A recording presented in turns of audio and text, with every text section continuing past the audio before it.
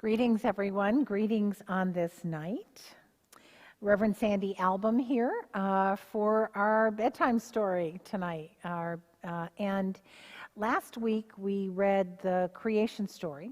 We read about the creation story from our very own Christian Bible that comes from the Judeo-Christian tradition. Tonight we're going to read a legend that talks about eclipses, and it's a legend that comes from the island of Cuba, off of our very own Florida, just below Florida in the Caribbean. So many times the legends of our planet and the legends of people come from trying to explain the natural world, and this is one of those legends. So tonight we are going to read The Child of the Sun, a Cuban legend. It is retold by Sandra Arnold and illustrated by Dave Albers. So let us find out now about The Child of the Sun. Long ago, Earth lived in harmony with her children, sun and moon. So she decreed that sun would rule the day, his warmth and light coaxing the land to grow more plants. At the end of each day, sun would leave the sky. Then moon would watch over the night, ruling the oceans and the seas. Sun and moon both promised to abide by her decree, so earth closed her eyes and fell into a deep slumber.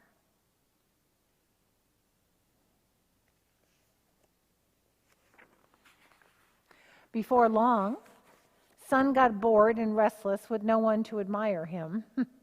Reaching down one golden ray, he gathered fine sand from the shores of the bay, rich clay from the valleys, and shimmering copper from the mountains. He mixed them and molded and shaped them until he created a figure that pleased him. Twirling around, his rays spinning faster and faster, sun sang, "Takari chin chin chin, Takari dundu, Abri Mansoon Dun Dun." As he danced around the figure, he blew the breath of life into his nostrils.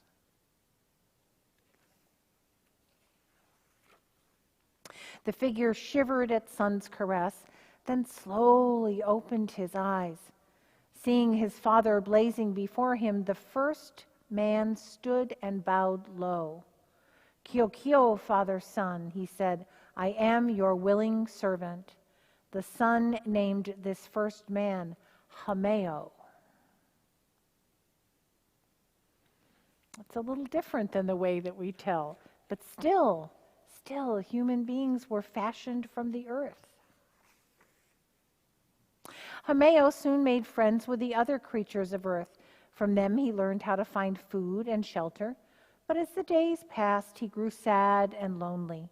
One night Moon heard Hameo crying. "Hameo, why do you weep?" she asked. "You are lord of all that surrounds you. The trees bend their branches to give you ripe fruit. The animals come to your call, and the flowers caress you with sweet-smelling petals." "That is true," Hameo said, "but there is no one for whom to share my life. All my animal friends have families, but I have no one to care about me, no one to share whispers in the night. Each day I greet sun, but he cares nothing for me." Gentle Moon took pity on Hameo. From her large clay jar, she poured a tiny trickle of celestial dew. Softly she blew across the small puddle.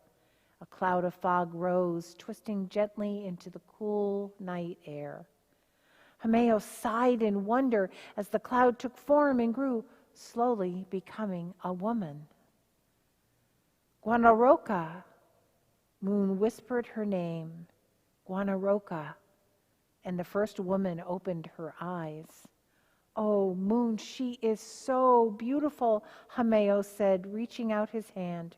"Her hair is dark as ebony, her skin is like mahogany, and her smile is as sweet as the orange blossoms."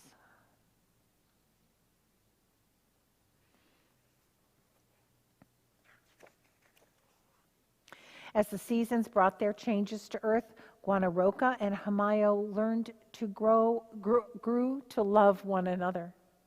Out of their love, a child was born, a son they called Imayo. Moon smiled down at the birth of her grandson. Each night she sent warm breezes to tickle his soft skin and happy dreams to fill his tiny head. But his grandfather's son was angry when he realized he was expected to share Hamayo's affection. "This is all Moon's fault," Sun blazed as his anger grew. "She created the woman who gave birth to this child and stole Hamayo away from me. Oh, how selfish." Sun decided he would find someone else to love only him, but this time he would not create a man. Instead, he would take the child, Imayo, and raise him away from his parents and Moon. The child would be Sun's alone.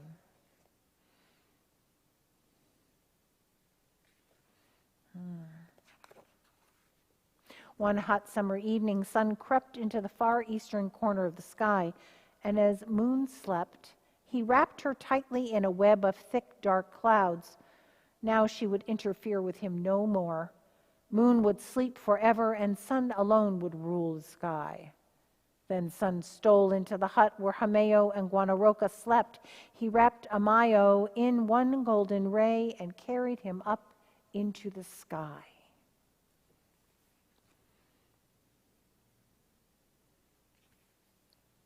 At the top of a tall mountain, far from all the animals and the birds, Sun gently lay Amayo down.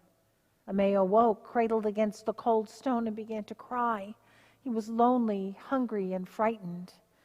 "Hush, hush," Sun stroked the child with warm rays, trying to comfort him. But Amayo didn't want the warmth of Sun. He wanted only his mother and father's embrace, and so he continued to cry.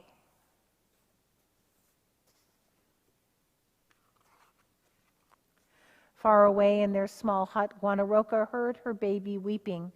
She reached over to comfort him, but her hand touched only a coarse woven mat. She sat up, her heart pounding, and shook her sleeping husband. "Hamayo, Hamayo, wake up, our son is gone." Hamayo and Guanaroka raced out of the hut, desperate. They searched everywhere in the nearby forest, but they could find no trace of their child. "My friends," Hamayo called out to the animals, "help me find my son." Word was spread far and wide as the animals helped to search for Amayo.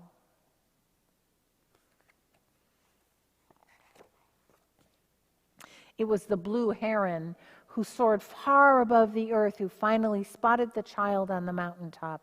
He swooped down to reach him, but Sun spit tongues of fire and forced him away.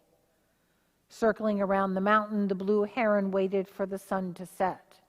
Hours passed, and Sun continued to blaze. Finally, the heron flew to the hut of Hamayo and Guanaroka. "Sun has taken Amayo," he said, "and he will not let me bring him back. Mighty Sun refuses to leave the sky." "Sun," Guanaroka whispered in horror, "how could anyone fight Sun? Surely her child would die without her."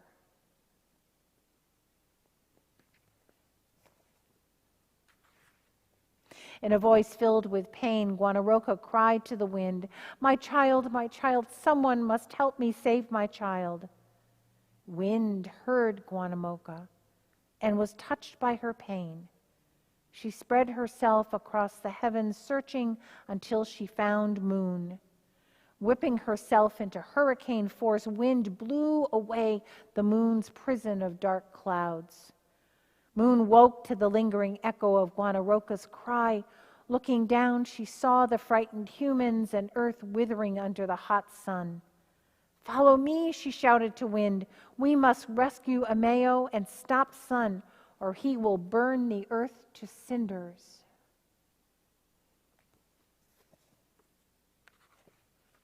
Moon and Wind streaked across the hot sky to the far corner where Sun blazed. "Return Amayo to his parents, Sun, then leave," Moon called to her brother. "Remember your promise to Earth. It is time for night to fall and night is mine to rule. Never, shouted Sun, never will night fall again. I will no longer share the sky with you. Amayo is mine, and I will stay here to make sure no one steals him from me. He whipped a ray of scorching fire at his sister, Moon. Wind blew away the fire from her friend, and Moon reached down to earth to fill her clay jar with the cool waters of the ocean and the sea, and she flung the water at the sun.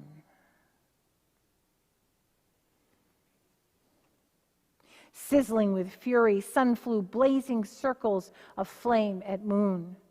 Moon twisted and dodged as she reached down for more water. Lifting her jar, she doused her brother's shooting flames. Sun yelled with rage as the air about him filled with white clouds of steam. His anger blazed hotter, and he hurled flashing spears of fire at Moon. Singed and dirty, Moon twisted away. Again, she gathered up water to douse her brother's flames, forcing her clay jar deep into the raging ocean. As the batter flared, wind slipped down from the sky. Over the mountains she drifted, and she spotted Amayo. She wrapped the child in her strong arms, and she carried him away. Earth shook off her dreams and rumbled with anger as she realized her children were fighting. Above her, the heavens trembled with bolts of fire and swirling eruptions of steam. Sun, she shouted, stop this battle. You have broken the promise you made to me. As soon as his mother spoke, Sun stopped fighting.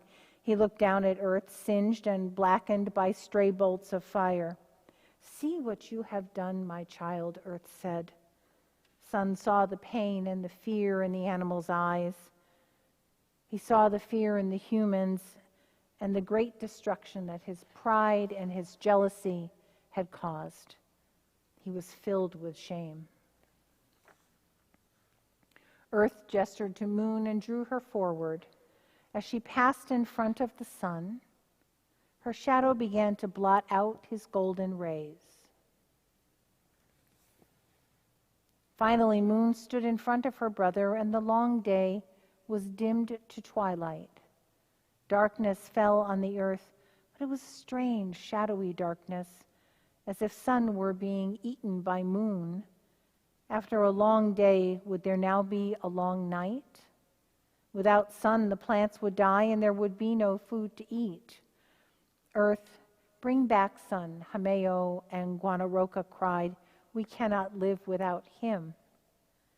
Birds and animals took up the cry, each in their own words. Sun crept slowly to the west and allowed night to fall.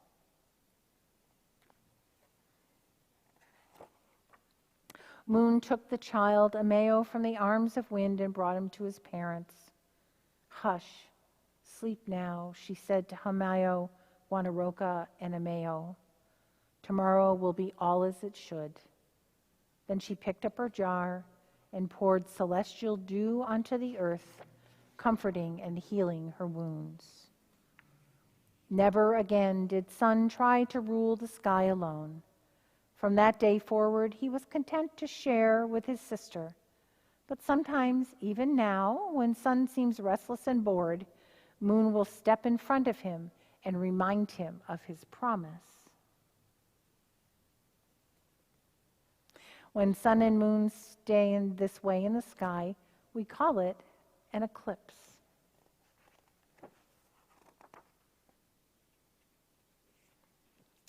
And that is the story of the child of the sun. I think it's interesting the way that people through the ages have tried to explain things that we couldn't explain. I think God is like that. We try to explain God all the time. and God is mysterious. God's ways are mysterious. And I think it's wonderful that we have creative minds that create these beautiful and wonderful stories all over the world to try to explain all of the ways that the world works and that God works in the world. Our imaginations are a beautiful gift from God. And the way that we create stories is one way that we can see our imaginations at work. So next week we'll explore another legend from another country, and I hope you come and enjoy that, enjoy this little bit of imagination and fantasy, and all the ways that we try to understand our world, and people throughout ages and throughout the world have tried to understand the ways of God in the world.